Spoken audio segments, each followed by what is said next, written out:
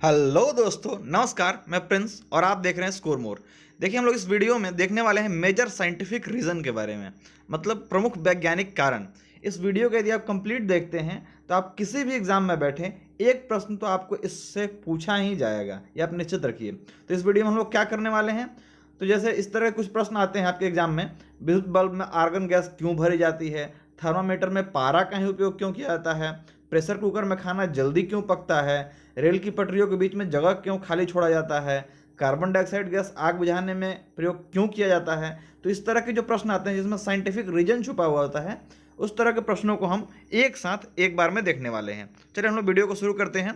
पहला क्वेश्चन है हमारा, ये मैंने जितने भी प्रश्न हैं सब एसपीडी से लिया है मैंने, क्योंकि एसपीडी बुक में जितने भी रेलवे में और एसएससी में पूछे गए हैं आज तक साइंटिफिक कॉज से क्वेश्चन, उन सबको एक जगह करके उसने रखा था। मैंने वहाँ से इसको कलेक्ट कर लिया है।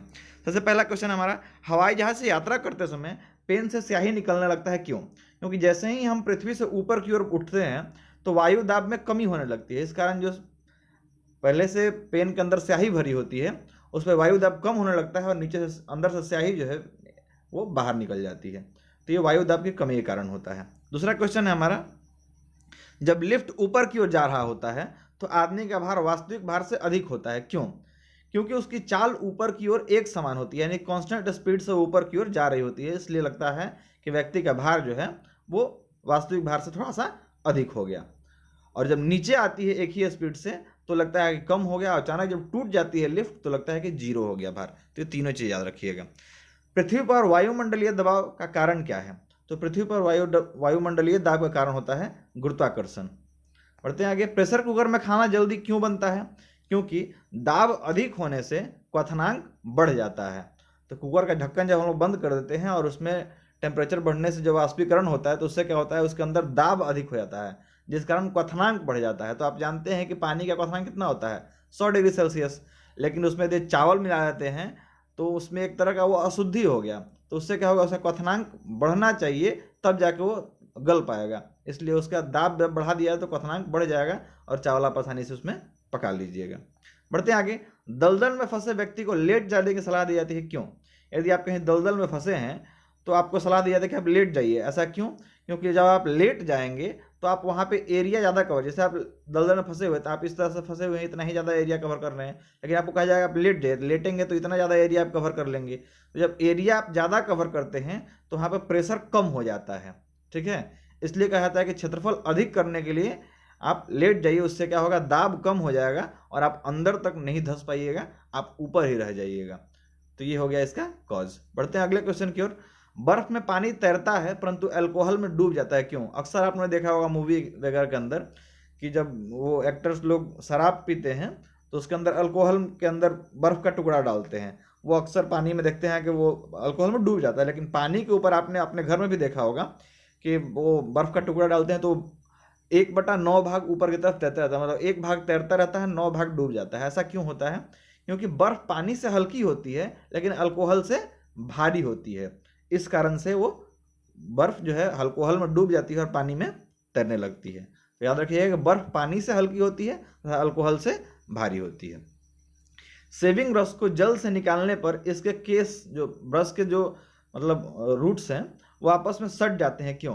क्योंकि जल जो होता है उसमें पृष्ठ तनाव होता है, और जैसे ही ब्रश उसमें भींगता है तो उसमें पृष्ठ तनाव के कारण वो सारा ब्रश का जो बाल है आपस में सट जाता है और आपको पृष्ठ तनाव वहाँ पे अनुभव होता है जल के द्वारा लगाया हुआ। वर्षा की बूंदे एवं पारे का कण गोलाकार होता है क्यों? ये भी पृष्ठ तनाव के कारण। लालटेन में जो बत्ती लगा होता है उसमें तेल जो होता है, देखिए टंकी से उसके ऊपर तरफ निकलते रहता है और उससे जलते रहता है लालटेन। तो ऐसा किसके कारण होता है? तो ये केशिकत्व के कारण होता है। इसके कारण केशिकत्व कहते हैं, इसको इंग्लिश में कैपिलैरिटी कहते हैं। बढ़ते हैं आगे, कपूर के छोटे टुकड़े जल की सतह पर नाचते हैं क्यों? क्योंकि इसमें भी कारण होता है पृष्ठ तनाव। अक्सर आप लोग बचपन में एक खेल देखते होंगे, एक पत्ता के पीछे में आप कपूर का छोटा सा टुकड़ा रख देते होंगे, उसको पानी पे जैसे ही आप रखते हैं तो पत्ता घूमने लगता था। तो किस वजह से हो रहा था? पृष्ठ तनाव उसका कारण था। बढ़ते हैं आगे, पानी कांच को भिगोता है किस वजह से? देखिए, पानी कांच को भिगोता है आसंजक बल के कारण। जब दो चीज अलग अलग, दो मैटर्स हों और वो दोनों आपस में सट रहे हों या कुछ कुछ ऐसा मतलब उनके बीच में जुड़ाव हो रहा हो तो वो होता है आसंजक बल के कारण। और सेम चीज़ जब आपस में मिलता है, जैसे पानी का एक बूंद दूसरे पानी के बूंद से मिल रहा है तो वो संसंजक बल है। लेकिन पानी का एक बूंद कांच को भिंगा रहा है, जिसमें कांच अलग है और पानी अलग है, तो इन दोनों में संसंजक बल लगता है। बढ़ते हैं आगे। प्रतिध्वनि का कारण क्या है? जब हमारे ध्वनि का परावर्तन होता है, मतलब टकरा के वापस आता है, उसी को कहते हैं हम लोग प्रतिध्वनि। और ये ध्वनि का परावर्तन के कारण होता है प्रतिध्वनि। बर्फ के दो टुकड़ों को यदि आपस में आप दबाते हैं, जो छोटे छोटे टुकड़े लेते हैं, मान लीजिए एक टुकड़ा हो गया और एक दूसरा टुकड़ा हो गया, ये दोनों को ले करके और आपस में इसको सटाइएगा कस के, दोनों तरफ से प्रेशर लगा के, तो क्या होगा, ये टुकड़े आपस में चिपक जाएंगे। क्यों चिपक जाएंगे भाई? क्योंकि दाब अधिक होने से बर्फ का गलनांक जो होता है वो घट जाता है, इसलिए दोनों टुकड़े आपस में चिपक जाते हैं। बढ़ते हैं आगे। वायुमंडल में हमारे ऊपर बादल के तैरने का कारण क्या है? क्योंकि उनका कम घनत्व और वायु की श्यानता के कारण जो वायुमंडल में बादल है वो हमें तैरते हुए दिखता है। तेज हवा वाली रात्रि में ओस नहीं बनती है। क्यों? यदि रात में हवा तेज चल रही है तो उस रात में ओस नहीं बनेगा, क्योंकि वाष्पीकरण की जो दर होगी, यानी कि वायु के अंदर जो वाष्प बन रहा है उसमें वाष्पीकरण की जो दर है, मतलब उसके उड़ने की जो दर है, वो तेज हो जाएगी हवा के कारण। इस कारण से ओस उस दिन नहीं बनेगा। तापमापी में पारे का प्रयोग किया जाता है, क्योंकि देखिए तापमापी जो होता है यानी थर्मामीटर जो होता है, उसके अंदर पारा का प्रयोग इसलिए किया जाता है क्योंकि पारा गर्म होने पर अधिक फैलता है। इस कारण हमें समझ में आता है कि हमारा बुखार कितना बढ़ा हुआ है, शरीर का टेम्परेचर, तो इसके लिए उसमें पारा डाला जाता है। ठंडे प्रदेशों में पारा के स्थान पर अल्कोहल को तापमापी के रूप में वरीयता दी जाती है। क्यों? देखिए, अब जो ठंडे प्रदेश हैं, जैसे कश्मीर वगैरह जैसा रीजन हुआ, वहाँ पे आप मतलब थर्मामीटर जो होता है उसके अंदर आप पारा नहीं पाइएगा, वहाँ पे क्या मिल जाएगा आपको? अल्कोहल मिल जाएगा। क्यों? अल्कोहल का द्रवांक जो होता है वो निम्नतम होता है, इस कारण से वहाँ पारा ना दे के अल्कोहल दे दिया जाता है थर्मोमीटर के अंदर। बढ़ते हैं हम लोग अगले क्वेश्चन की ओर। आकाश नीला दिखता है, क्यों? क्योंकि जो प्रकाश की तरंगे हैं उनमें वर्ण विक्षेपण होता है, तो उसमें जिस तरंग का मतलब जिस रंग का तरंग दैर्घ्य अधिक होता है वो ज़्यादा दूर तक ट्रेवल करता है, और जिसका तरंग दैर्घ्य कम होता है वो कम दूरी तक ट्रैवल करता है और वहीं पे बिखर जाता है, मतलब प्रकीर्णित हो जाता है। तो यही कारण होता है कि जो रंग सबसे ज़्यादा प्रकीर्णित होते हैं उसमें नीला वगैरह बहुत सारा रंग होता है, नीला, जामुनी, बैगनी, तो ये सब रंग आपस में फैल जाते हैं ऊपर में, और इसलिए आकाश हमारा नीला दिखता है। और उसी की जब छाया नीचे पड़ रही होती है हमारे पानी पे, जिस कारण पानी जो होता है वो ब्लू दिखता है। समुद्र नीला प्रतीत होता है आकाश के परावर्तन के कारण के साथ तथा जल के कणों द्वारा प्रकाश के प्रकीर्णन के कारण ये समुद्र हमें नीला दिखता है। प्रकाश सीधी रेखा में चलता प्रतीत होता है, क्योंकि इसकी तरंग दैर्घ्य बहुत छोटी होती है, इसलिए प्रकाश जो है वो सीधी रेखा में गमन करता हुआ प्रतीत होता है। हीरे रात में क्यों चमकते हैं? उच्च अपवर्तनांक के कारण प्रकाश की किरणें आंतरिक रूप से परावर्तित होती रहती है, इस कारण हीरा जो है वो रात में भी चमकता हुआ दिखाई देता है। आकाश का रंग प्रायः नीला दिखाई देता है, क्यों? मैंने बता दिया, प्रकाश के प्रकीर्णन के कारण। तारे टिमटिमाते हैं, क्यों? क्योंकि हमारे वायुमंडल में आपने पढ़ा होगा कि 5 लेयर होते हैं, वो सभी लेयर्स के अलग अलग डेंसिटी हैं, अलग अलग उसकी मतलब मोटाई है, तो उन सबसे यदि प्रकाश होकर के गुजरता है तो अपना पाथ को मतलब डाइवर्ट करते चलता है। तो इस वजह से जो है इसको कह सकते हैं कि वातावरणीय अपवर्तन के कारण तारा जो है वो टिमटिमाते हुए दिखाई देता है। अस्त होते समय सूर्य लाल दिखाई देता है और उदय होते समय लाल दिखाई देता है, क्यों? उसमें प्रकाश के प्रकीर्णन की वजह से सूर्य जो है वो लाल दिखाई देता है, क्योंकि लाल रंग ही पृथ्वी तक पहुंच पाता है, बाकी सारे रंग जो हैं वो प्रकीर्णित हो जाते हैं, इस वजह से हमें लाल दिखाई देता है अस्त के समय और उदय के समय। बिजली के कारीगर हाथ में रबड़ के दस्ताने पहनते हैं, क्यों? क्योंकि रबड़ जो है वो विद्युत का कुचालक होता है, इस कारण यदि गलती से वो लोग नंगे तार को टच भी कर ले ग्लव्स पहने हुए तो उन्हें कोई करंट न लगे, इसलिए बिजली के जो कारीगर होते हैं हाथ में रबड़ के दस्ताने पहनते हैं। रात में पेड़ के नीचे क्यों नहीं सोना चाहिए? क्योंकि पौधे जो हैं वो रात में कार्बन डाइऑक्साइड छोड़ते हैं। आप जानते होंगे कि पौधे जो हैं वो प्रकाश संश्लेषण की क्रिया करते हैं, हमें ऑक्सीजन प्रदान करते हैं, तो वो कब? जब उनको प्रकाश मिल रहा होता है, मतलब दिन के समय। और रात के समय ठीक उसके विपरीत काम करने लगते हैं, रात के समय वो कार्बन डाइऑक्साइड छोड़ते हैं, इसलिए पेड़ के नीचे या पेड़ के पास हमें रात में नहीं सोना चाहिए। हाँ, कुछ ऐसे पेड़ हैं जो रात में भी हमें ऑक्सीजन प्रदान करते हैं।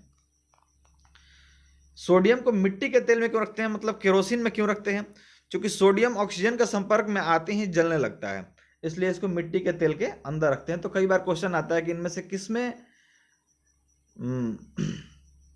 ऑक्सीजन नहीं होता है। उसमें एक ऑप्शन होता है आपका मिट्टी का तेल, और एक शीशा भी होता है, तो शीशा नहीं लगाइएगा। बहुत सारे बच्चे कांच मार के आ जाते हैं, तो कांच में ऑक्सीजन होता है क्योंकि उसमें सिलिकॉन ऑक्साइड होता है, लेकिन आप केरोसिन तेल मारिएगा वो सही होता है, उसमें ऑक्सीजन नहीं होता है।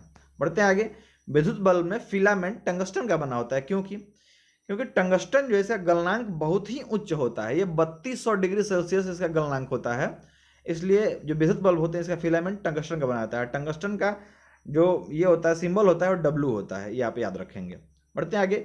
बिजली की चमक पहले दिखाई देती है, फिर गर्जन बाद में सुनाई देती है, क्यों? अक्सर आप लोग बरसात के दिन में देखते होंगे कि पहले बिजली चमकती है, उसके बाद फिर उसकी गर्जन सुनाई देती है, क्योंकि प्रकाश की जो गति है वो ध्वनि की गति से तेज होती है। इस कारण पहले हमें प्रकाश दिखता है और बाद में हमें ध्वनि सुनाई देती है। ये आप लोगों को बचपन से पता होगा।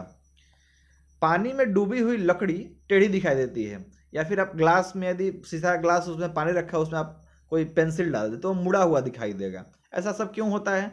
ये प्रकाश के अपवर्तन के कारण होता है, क्योंकि आप जानते हैं कि प्रकाश एक माध्यम से दूसरे माध्यम में जब प्रवेश करता है तो अपने पाथ को थोड़ा सा चेंज करता है, उसी चेंज को हम लोग अपवर्तन कहते हैं। तो यहाँ भी पानी में डूबी हुई लकड़ी जो है वो पानी एक अलग माध्यम हो गया, हवा एक अलग माध्यम हो गया। जब लाइट एक माध्यम से दूसरे माध्यम में प्रवेश करेगा तो क्या होगा? उसमें डाइवर्जन होगा। इसी की वजह से प्रकाश के अपवर्तन के कारण पानी में डूबी हुई लकड़ी टेढ़ी दिखाई देती है। आगे बढ़ते हैं। मोटर गाड़ियों में ड्राइवर के आगे उत्तल दर्पण लगा होता है, क्यों? क्योंकि इसमें बना प्रतिबिंब जो होता है, मतलब उत्तल दर्पण के अंदर जो प्रतिबिंब बनता है वो आकार में तो छोटा होता है किंतु सीधा होता है, और ये विस्तृत क्षेत्र का इमेज एक छोटे से मिरर में दिखा देता है। इस कारण से जो साइड मिरर होते हैं गाड़ियों के उसमें उत्तल दर्पण लगा होता है, ध्यान रखिएगा, उत्तल दर्पण लगा होता है। सूर्य के डूबते ही पूरा अंधेरा क्यों नहीं हो जाता?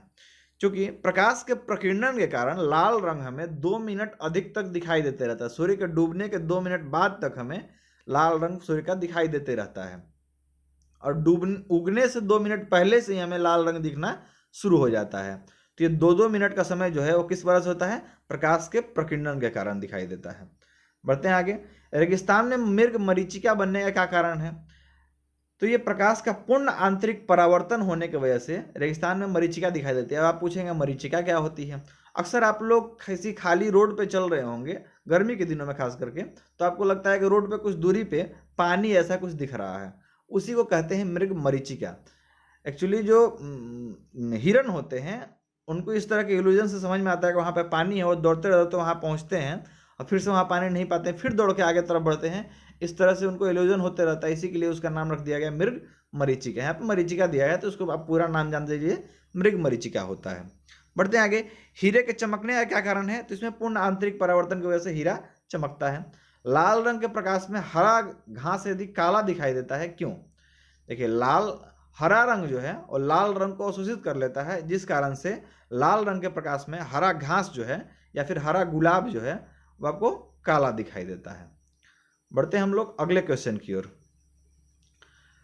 समुद्र के पानी में लवणता का क्या कारण है? यानी कि समुद्र का जो पानी होता है उसमें नमकीन सा जो लगता है, उसका कारण क्या है? क्योंकि उसके पानी में सोडियम क्लोराइड होता है, इस कारण से वो नमकीन लगता है। किसके कारण एक वस्तु दूसरे से चिपकती है? तो मैंने अभी भी आपको कारण बताया था कि इसको असंजक बल कहते हैं। द्रव में श्यानता किसके कारण होती है? तो ये संसंजक बल के कारण। देखिए, जब एक ही तरह की वस्तुएं हो तो उसमें संसंजक बल लगता है। जैसे पानी में पानी को मिलाया जा रहा है, पानी एक दूसरे के ऊपर लेयर बना के चल रहा है, तो ये सब संसंजक बल के कारण हो रहा है। जल में पड़ी परख नली चमकती है, क्यों? क्योंकि उसके अंदर भी पूर्ण आंतरिक परावर्तन हो रहा है, इस कारण से जल में जो परख नली है अंदर वो चमक रहा है। कांच में आए दरार क्यों चमकते हैं? देखिए, कोई कांच फूट जाता है, उसमें जो दरार आ जाता है बीच में, अक्सर आप लोग देखते हैं अपने मोबाइल फ़ोन में जिसमें आप हमारा वीडियो देख रहे होंगे, यदि स्क्रीन आपका टूटा होगा या फिर कोई गार्ड ऊपर से टूटा होगा तो बीच वाला जहाँ टूटा होगा वो चमकते हुए दिखाई दे रहा होगा। क्यों? क्योंकि उसके अंदर भी पूर्ण आंतरिक परावर्तन हो रहा है लाइट का, इसलिए वो चमकता हुआ दिखाई देता होगा आपको बीच में। बढ़ते हैं आगे। पहाड़ पर चढ़ रहा हुआ व्यक्ति आगे की ओर क्यों झुक जाता है? अपने स्थायित्व यानी स्टेबिलिटी को बढ़ाने के लिए वो आगे तरफ झुक जाता है, क्योंकि आप जानते हैं कि मनुष्य का जो ग्रेविटेशनल पॉइंट है वो आपका नाभि होता है। तो जब आप झुक जाएंगे तो देखते हैं कि आपका जो ग्रेविटेशन है वो सीधा सीधा पृथ्वी के साथ लगने लगता है। इस वजह से आदमी जो है अपने स्टेबिलिटी को बढ़ाने के लिए झुक जाता है। अक्सर आप लोग देखते होंगे कि जो चौपाया जानवर होते हैं उनके बच्चे जो होते हैं जन्म लेने के 2-4 घंटे के बाद ही वो खड़े होने लगते हैं, लेकिन आदमी का जो मनुष्य का जो बच्चा होता है वो साल 2 साल लगाता है खड़ा होकर चलने में। क्यों? क्योंकि हमें सीधा चलना होता है, हमें स्टेबिलिटी जो है अपने ग्रेविटेशन की उसको थोड़ा सा बहुत ज़्यादा मेंटेन करना पड़ता है। लेकिन जो चौपाया जानवर होते हैं उनका तो नाभि नीचे की तरफ होता है, वो तुरंत से मेंटेन कर लेते हैं, वो खड़े हो जाते हैं। तो ये अस्थायित्व को बढ़ाने के लिए इंसान झुक जाता है पहाड़ पर चढ़ते हुए। पृथ्वी का वायुमंडलीय दाब का कारण क्या है? तो ये गुरुत्वाकर्षण की वजह से पृथ्वी पर वायुमंडलीय दाब बढ़ता है। पहाड़ों पर खाना बनाने में कठिनाई क्यों होती है? मैंने बताया था कि जैसे आप ऊपर बढ़ते हैं पृथ्वी की सतह से, तो वहाँ पे वायुमंडलीय दाब कम हो जाता है। इस कारण से पहाड़ों पर खाना बनाने में कठिनाई होती है, क्योंकि वहाँ पे क्वथनांक जो होता है वो आपका कम हो जाता है। और क्वथनांक कम हो जाता है, आप सोचिए कि चावल को 100 डिग्री सेल्सियस से ज़्यादा पे सींचना है, और अब वहाँ पे क्वथनांक कम होगा, इस वजह से पानी 80 डिग्री पे आपका उबलने लगा।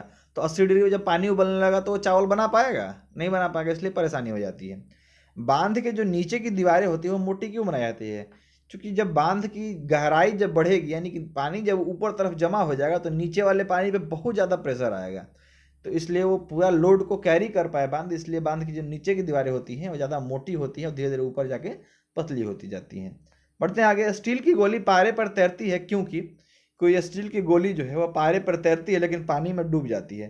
क्यों? क्योंकि पारे का घनत्व जो होता है वो स्टील की अपेक्षा अधिक होता है। एक चीज़ यहाँ पे समझ लीजिए, किसी भी चीज़ का घनत्व यदि कम होगा उसके जिसमें उसको रखा जा रहा है उसके मुकाबले, तो वो उस पर तैरने लगेगा। जैसे पारे का घनत्व स्टील की अपेक्षा अधिक होती है।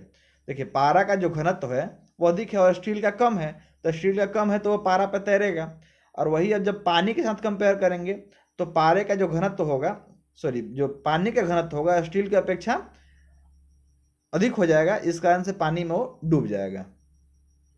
जो कि स्टील का जो घनत्व होगा वो अधिक हो जाएगा, पानी का घनत्व तो कम हो जाएगा, इसलिए स्टील उसमें डूब जाएगा। तो ये चीज़ आप याद रखिएगा थोड़ा सा।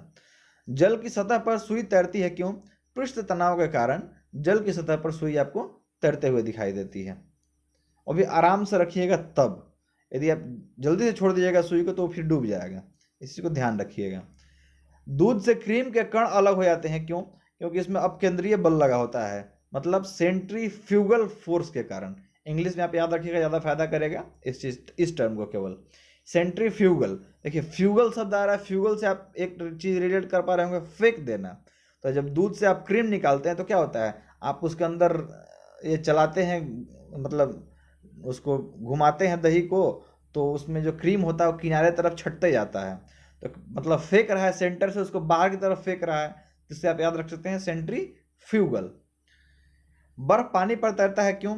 देखिए फिर से वहाँ पे आ गया कि बर्फ का घनत्व जो है वो पानी से कम होता है, जिसका घनत्व कम होगा वो दूसरे चीज़ पे तैरना स्टार्ट कर देगा।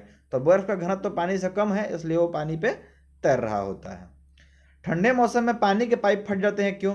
क्योंकि पानी के पाइप जो है उसके अंदर जब पानी जमा होता है, तो पानी जमा होने के बाद जब बर्फ बनता है तो उसका आयतन बढ़ जाता है, और आयतन बढ़ने से उसको जगह चाहिए होता है, इस कारण से फट जाता है। इसलिए जो पहाड़ी इलाके हैं जहाँ पे बर्फ़ पड़ता है वहाँ पे पाइप जो अक्सर लगाए जाते हैं पानी के लिए वो लोहे के लगाए जाते हैं, प्लास्टिक वाले नहीं लगाए जाते हैं, क्योंकि प्लास्टिक वाले पाइप जल्दी फटते हैं। आकाश का रंग नीला क्यों दिखाई देता है? प्रकाश के प्रकीर्णन के कारण। दिन रात होने का कारण क्या है? पृथ्वी की अपनी घूर्णन गति। पृथ्वी अपने अक्ष पर लगातार घूम रही होती है, साथ साथ अपने ऑर्बिट पर लगातार घूम रही होती है। तो यदि अपने अक्ष पे लगातार घूम रही है, इसका मतलब होता है कि दिन रात होगा। और जो ऑर्बिट के आसपास घूमती है उससे आपके मौसम चेंज होते हैं। देखिए, मौसम परिवर्तन के लिए परिभ्रमण, जिसको आप रिवोल्यूशन कहते हैं, और जो पृथ्वी अपने घूर्णन गति में इसको रोटेशन कहते हैं। तो रोटेशन की वजह से दिन रात और रिवोल्यूशन की वजह से मौसम में परिवर्तन होता है।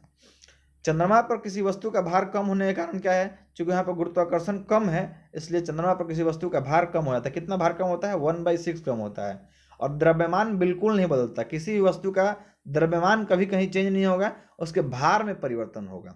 ये चीज़ ध्यान रखिएगा, क्योंकि भार में क्या होता है, द्रव्यमान इंटू 9.8 मीटर पर सेकंड उसमें इंटू कर दिया जाता है, मतलब न्यूटन को इंटू कर दिया जाता है।